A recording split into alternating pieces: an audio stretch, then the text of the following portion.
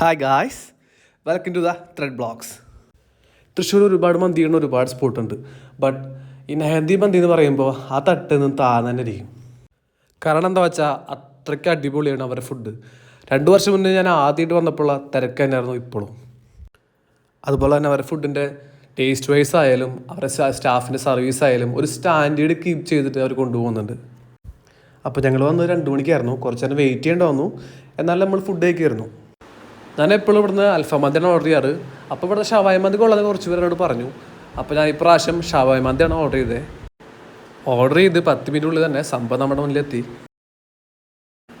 അപ്പോൾ നമ്മുടെ ഷവായ മന്തി കാണുമ്പോൾ കുറച്ച് സ്പൈസി ആണെന്ന് തോന്നുമെങ്കിലും അത്ര സ്പൈസി ഒന്നല്ല.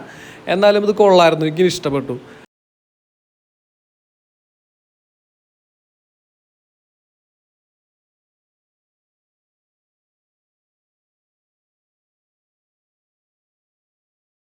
പിന്നെ ഇവിടുത്തെ റൈസ് അൺലിമിറ്റഡ് ആയതുകൊണ്ട് നമ്മൾ വയറ് നിറയെ കഴിച്ചിട്ടാണ് ഇന്ന് ഇറങ്ങിയത്. അപ്പോൾ നമുക്ക് അടുത്ത വീഡിയോയിൽ കാണാം. ബൈ.